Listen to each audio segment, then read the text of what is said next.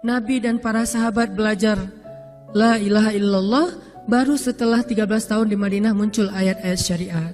Syariat umroh, syariat haji, syariat puasa, syariat tilawah, syariat hijab. Sehingga ketika ayat hijab turun, perempuan-perempuan yang sudah belajar la ilaha illallah selama beberapa tahun tidak lagi sulit untuk menerapkannya. Begitu ayat hijab turun dibacakan oleh Nabi di dalam masjid, semua sahabat-sahabat mendengar itu dengan sangat perhatian. Lalu mereka semuanya pamitan, ya Rasulullah kami ingin pulang. Ngapain pulang? Mau ngasih tahu ke istri-istri kami supaya berhijab. Emang kamu punya istri? Oh ya enggak. Ada yang jomblo berharap punya istri, terus ngasih tahu ke siapa yang jomblo-jomblo? Itulah kasihannya ya. Enggak bisa ngasih tahu ke kakaknya, adeknya, apalah siapalah, mantannya mungkin. Pulang ngasih tahu ke istri-istri mereka, saudari-saudari mereka, putri-putri mereka, dan perempuan yang mendengar ayat ini dibacakan langsung menutup kepala mereka dengan benda apapun yang ada di tangannya. Mau jemuran, mau baskom, mau apa, pokoknya pegang apa, tutup langsung. Hijab. Kenapa? Ini perintah Allah. Gak mungkin Allah memerintahkan kita sesuatu kecuali ada kebaikan di dalamnya. Itu aja pertimbangannya, la ilaha illallah. Bukan, kenapa? Kan lebih nyaman gak pakai hijab, kan ini, kan itu. Enggak, satu aja alasannya. Alasan la ilaha illallah. Kalau ini perintah Allah, sami'na wa ata'na. Itu dampak dari la ilaha illallah. Dikasih perintah sesulit apapun, termasuk Zainab dengan Zaid bin Harisah. Pernah kan baca kisah Zainab di surat Al-Ahzab? Mungkin kapan-kapan kita bahas itu. Efek dari la ilaha illallah. Tiba-tiba Nabi datang kepada Zainab. Sebetulnya Zainab ini ada hati kepada Nabi Muhammad. Siapa sih yang gak punya hati untuk Rasulullah ya? Semua cewek juga pasti mengidam-idamkan pengen jadi istri Nabi. Karena otomatis istri Nabi itu adalah dijamin surga. Siapa yang gak pengen jadi istri Nabi? Di surga nanti punya rumah, satu rumah dengan Nabi. Kan keren banget. Kita bisa jadi tetangga Nabi aja di surga udah keren banget. Apalagi serumah dengan Nabi. Semua cewek juga pengen jadi istri Nabi, termasuk Zainab. Dan itu hal yang wajar. Pas Nabi datang ke rumah Zainab, Zainab udah kegeeran. Nabi bilang kepada keluarga Zainab, saya ingin melamar Zainab. Zainab udah bahagia. Untuk Zaid, untuk Zaid, bukan untuk Rasulullah. Zaid? Siapa Zaid? Anak angkatnya Nabi Muhammad SAW, bekas budak. Mirip-mirip dengan Julaibib. Julaibib itu edisi Madinah, Zaid itu edisi Mekah. Ada dua cowok jomblo yang sama-sama pernah diuji dengan masalah jodoh. Zaid edisi Makkiyah, Julaibib edisi Madaniyah. Dua-duanya jomblo. Dua-duanya orang biasa, gak punya daya tarik. Followersnya gak ada, 0. Bukan selebgram sama sekali. Kata Rasulullah, aku melamar Zainab untuk putraku Zaid bin Harithah, anak angkatnya Nabi. Zainab menjawab apa? Ya Rasulullah, saya gak cinta sama Zaid. Jawaban yang sangat wajar kan? Dan jawaban yang paling sering kita dengar sekarang kan? Maaf ya, aku gak ada perasaan, kita jadi adik kakak aja. Itu kan standar ya? Standar banget lah kayak gitu-gitu. Maaf ya, kita jadi temenan aja. Maaf ya, aku gak ada perasaan apa-apa selama ini. Maaf ya, dan segala macam. Dengan bahasa-bahasa halus tapi nolak intinya. Kenapa gak bilang aja, udah gak usah kesini lagi? Kan jelas ya. Ini dengan bahasa, ya Rasulullah, aku tidak cinta kepada Zaid. Karena cinta juga pertimbangan yang penting. Dan Nabi juga tidak mengizinkan kita menikahkan putri kita dengan seseorang yang putri kita tidak berkenan dengannya. Tetap harus ditanya, ya Rasulullah, saya tidak cinta dengan Zaid. Turun ayat. Katakan kepada orang-orang yang beriman, laki-laki dan perempuan, kalau Allah sudah memerintahkan sesuatu, tidak ada kalimat yang keluar dari lisan mereka kecuali sami'na wa ata'na. Nabi bacakan ayat ini kepada Zainab. Zainab mendengar, ya Rasulullah, Allah yang menyuruh ini. Ya kata Rasulullah, sami'na wa ata'na. Kebayang gak tuh? Efek dari apa? La ilaha illallah. Jadi la ilaha illallah itu bukan cuma kalimat zikir, bukan cuma kalimat doktrin ideologi, bukan cuma masalah teologi secara teoritis, bukan. Ini dampaknya kepada akhlak, dampaknya kepada ibadah, dampaknya kepada banyak pilihan hidup dari la ilaha illallah. Orang kalau nggak baik la ilaha illallah pasti susah memilih pilihan-pilihan dalam hidupnya. Kalau tidak baik la ilaha illallah pasti susah untuk berperangai, sabar, memaafkan. Itu semuanya ada hubungannya dengan la ilaha illallah. Sama kayak Abu Bakar, ketika dia sakit hati kepada orang yang memfitnah anaknya, dia cari tahu siapa orang yang pertama menyebar hoax tentang Aisyah. Ketahuan, dilaporin, diperkarakan sama Abu Bakar.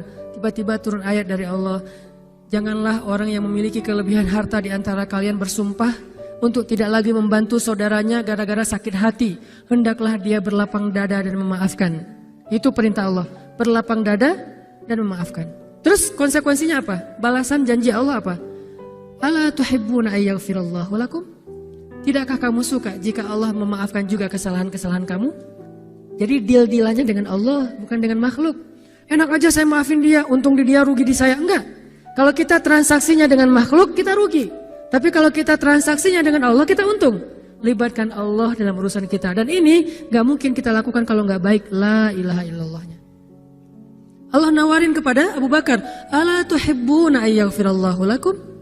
Tadinya Abu Bakar kesel banget sama tuh cowok. Terus turun ayat ini, wal ya'fu wal yasfahu, hendaklah dia memaafkan dan berlapang dada. Abu Bakar berat.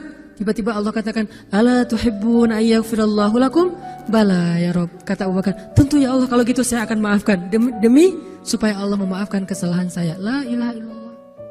Zainab, sami'na wa ata'na. Ya udah saya terima Zaid ya Rasulullah. Alhamdulillah. Datang Nabi ke Zaid, Zaid mau nggak nikah sama Zainab? Sebetulnya mau banget, tapi nggak pede. Zaid takut Zainab nanti jadi terpaksa menikah dengan Zaid, jadi nggak nyaman. Zaid juga nggak mau menyulitkan Zainab. Ya Rasulullah, saya nggak pantas untuk Zainab. Kata Zaid. Dibacakan lagi ayat ini, ya Zaid ini perintah Allah. Oh gitu ya Rasulullah, sami'na wa ata'na. Buat Zaid sih gampang lah ya. Udah ada legalisasi ini dari Allah. Kalau gitu, ini bukan saya ya Rasulullah yang mau ya, Allah kan yang nyuruh. Nah, saya emang nggak mau maksa gitu ya. Tapi kalau Allah yang nyuruh, ya udah, apalagi saya nggak punya pilihan dong gitu. Padahal Zainab, siapa sih yang gak mau cowok sama Zainab? Nikahlah Zainab dengan Zaid. Dan yang menjadi semacam khutbah nikahnya adalah Rasulullah SAW. Kebayang gak Zainab tuh punya hati ke Rasul, tapi Rasul yang mengkhutbahi nikah Zainab dengan orang yang Zainab gak cintai. Kebayang gak perasaan Zainab tuh? Ketika akad nikah, Nabi jadi saksi. Saya terima, kata Zaid, nikahnya Zainab binti Jahsy dan segala macam. Zainab, kebayang nggak ada Nabi di situ? Lalu setelah selesai akad nikah ditanya kepada Nabi, sah ya Rasulullah? Sah. Dan Nabi juga nggak mau mempersulit. Nggak sah. Kenapa? Harusnya sama saya. Nggak. Nabi orangnya fair. Nabi orangnya bijaksana. Orangnya dewasa. Nggak kayak kita. Kita tuh bahaya banget jadi saksi kalau jadi mantan. Pasti nggak sah. Dan Nabi nggak gitu. Sah langsung di kali pertama. Kebayang Nabi memberi nasihat kepada Zainab, nasihat kepada Zaid. Zainab, aduh kenapa bukan Nabi, kenapa Zaid? Tapi apa? La ilaha illallah. Allah gak nyuruh sesuatu kecuali ada kebaikan di dalamnya. Percaya banget. Itu la ilaha illallah. Udah percaya banget. Zainab yakin, ini perintah Allah, ya sudah saya lakukan. Walaupun bukan dengan Nabi. Padahal saya pengennya dengan Nabi. Kebayang gak sih pengen sama seseorang yang kita cintai banget, malah orang itu yang menjodohkan kita dengan orang yang kita gak pernah kebayangin. Amit-amit. Jangan dia ya Allah, jangan dia, dia. Kan berat tuh. Yang saya sering cerita, jangan saya. Pokoknya jangan Hanan, Hanan. Kenapa kok begitu? Karena dia bilang jangan saya bilang yang dia ya Allah. Akhirnya kita adu-aduan doa. Ya Ustadz, masa dilawan ya? Doanya lebih panjang, lebih sujudnya apa segala macam. Akhirnya jadi. Gak kebayang tuh buat Zainab. Kalau Zaid sih mungkin kebayang lah ya. Gimana happy-nya Zaid menikah dengan seorang cewek yang semua orang Mekah pengen nikahin dia. Tapi kalau Zainab, itu hari-hari yang sangat berat. Malam pertama gak kebayang buat Zainab. Zaid. Begitu Zaid datang, assalamualaikum Zainab. Gimana tuh? Ini kalau kita lihat dari angle manusia ya. Karena Zainab juga manusia. Tapi semua emosional subjektif manusia redam dengan iman la ilaha illallah. Harapannya cuma satu, pasti ada kebaikan di sini. Pasti ada kebaikan di sini. Walaupun gak kebayang kebaikannya apa, pokoknya ada aja. La ilaha illallah. Nikah Zainab sama Zaid. Cekcok selama 1 tahun, gak pernah akur. Pulang kerja rame, berangkat kerja rame, pagi rame, sore rame. Gak cocok aja tuh Zainab sama Zaid. Berkali-kali datang berdua sama ke Rasulullah, ya Rasulullah nasihati kami. Udah dinasihati, pulang rame lagi. Di mobil aja berdua rame, macet apa segala. Ya udah nikmati aja, rame gara-gara macet. Terus aja kayak gitu. Pokoknya selama 1 tahun mereka sering percekcokan rumah tangga. Jadi kalau kita ngelihat ada keluarga yang mungkin baru menikah kemudian bercerai, jangan menjudge mereka. Karena menikah itu ibadah, perintah Allah. itu lebih baik daripada tidak menikah tetapi sudah melakukan banyak perbuatan dosa. Walaupun akhirnya nauzubillah ada hal-hal di luar dugaan, maka la'allahu khair, mudah-mudahan ada kebaikan. Mereka berani menikah muda aja kita harus acungkan jempol. Mereka berani menikah muda aja kita harus respect. Kan saya sering bilang no judgment, respect to other kan. Berani mengambil keputusan menikah muda, baru berhijrah udah langsung menikah. Itu bukti dari iman. Kenapa kita menjudge seolah-olah kita lebih baik dari dia?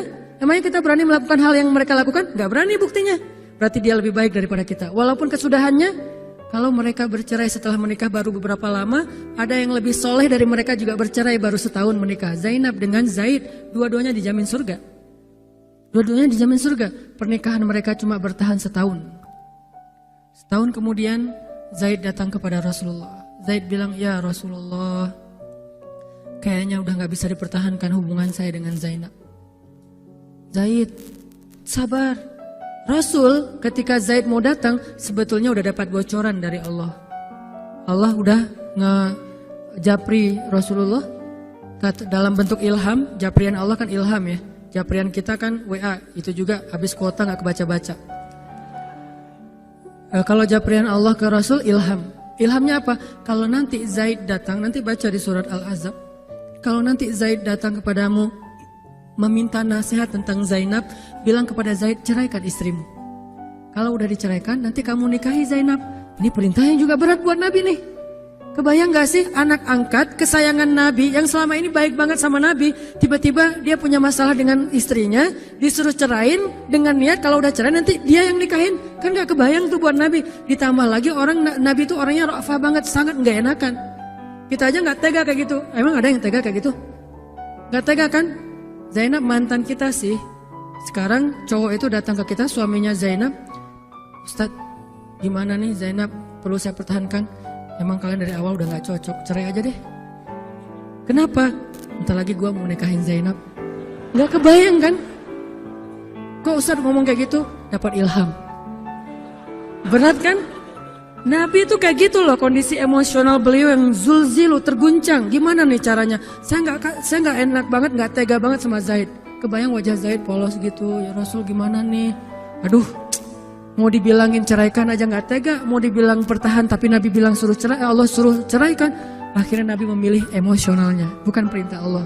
Wahai Zaid, tahan istrimu, jangan ceraikan. Padahal kata Allah suruh ceraikan.